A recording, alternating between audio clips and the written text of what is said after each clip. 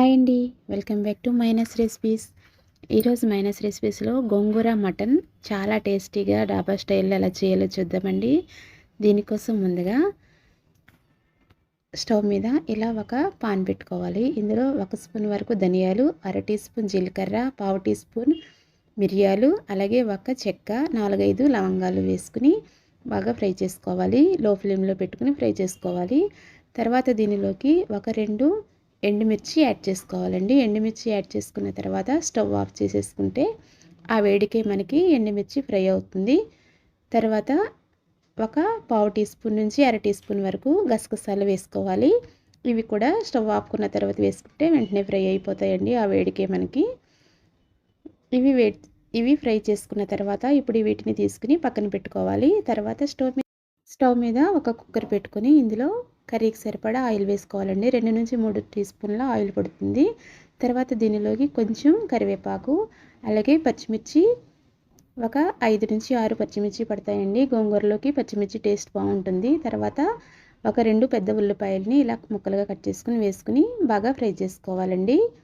ఈ onions fry అయ్యేలోగా ఇందాక మనం వేయించి పెట్టుకున్న ధనియాలు, జీలకర్ర మిశ్రమం ఉంది కదండి, దాన్ని మనం మిక్సీ పట్టేసుకుందాము.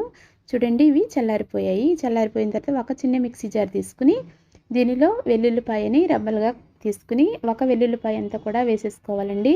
మనం గోంగూర కర్రీకి ఏదైనా కూడా పచ్చిమిర్చి, వెల్లుల్లిపాయ అనేవి చాలా టేస్ట్ ఉంటుంది కర్రీలో. ఈ విధంగా మనం పౌడర్ చేసుకుని పక్కన పెట్టుకోవాలి. ఈలోగా మనకి ఆనియన్స్ ఫ్రై అయిపోయండి. ఇప్పుడు ఈ ఆనియన్స్లో మనం అల్లం వెల్లుల్లి పేస్ట్ని ఒక 2-3 స్పూన్ల వరకు వేసుకోవాలి. మటన్ తొందరగా ఉడుకుతుందండి అల్లం ఎక్కువ వేసుకుంటే. నేను 3 స్పూన్ల వరకు అల్లం వెల్లుల్లి పేస్ట్ని వేసి ఆనియన్స్తో పాటు బాగా ఫ్రై చేసుకోవాలి. తర్వాత దీనిలోనే ఒక అర టీ స్పూన్ పసుపు వేసి బాగా వాష్ చేసి శుభ్రం చేసుకున్న మటన్ కూడా వేసేసి ఒక 5-7 నిమిషాల వరకు మనం ఆయిల్లో మటన్ని బాగా ఫ్రై చేసుకోవాలండి. కలుపుకుంటూ ఫ్రై చేసుకోవాలి.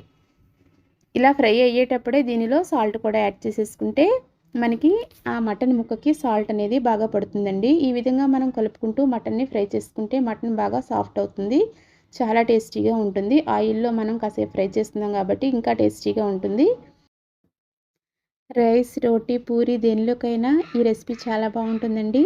ఒకసారి ట్రై చేసి మీకు ఎలా వచ్చిందో కామెంట్ చేయండి. రెసిపీ నచ్చితే ప్లీజ్ తప్పకుండా లైక్ మాత్రం చేయండి. మీ ఫ్రెండ్స్కి, రిలేటివ్స్కి షేర్ చేయండి తప్పకుండా.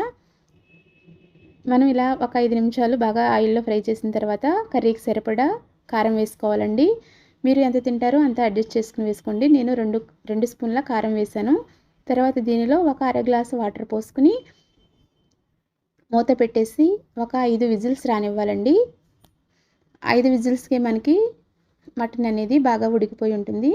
తర్వాత ఇది ఉడికేలాగా మనం గోంగూరని బాగా వాష్ చేసుకోవాలండి. ఈ విధంగా గోంగూరని క్లీన్ చేసుకుని వాష్ చేసి పెట్టుకున్న తర్వాత మనం ఈ గోంగూరని చాకుతో ఈ విధంగా చిన్న చిన్నగా ముక్కలుగా కట్ చేసుకోవాలి. ఊరికినే ఆకు వేసేసుకుంటే తినేటప్పుడు బాగుండదండి. ఇలా కొంచెం కట్ చేసుకుని వేసుకోవడం వల్ల మనకి కొంచెం మరీ పేస్ట్ కాకుండా తినేటప్పుడు బాగుంటుంది. ఇలా అయితే చూడండి, ఇలాగా మనకి మటన్ కూడా ఉడికిపోయింది. ఇప్పుడు మనం కట్ చేసి పెట్టుకున్న ఈ ఆకుల్ని, గోంగూర ఆకుల్ని వేసేసి అలాగే మనం ఇందాక పౌడర్ చేసి పెట్టుకున్నాం కదండి, ఈ మసాలాలన్నీ కూడా, ఈ మసాలా పౌడర్ని కూడా మనం ఇందులో వేసేసుకోవాలి. ఇలా వేసుకున్న తర్వాత ఇదంతా కూడా ఒక్కసారి మనం బాగా కలిపేసుకుందాము. కలిపేసి కొద్దిగా సాల్ట్ వేసుకోవాలండి. గోంగూర వేసాం కాబట్టి చప్పదనం అనేది వస్తుంది.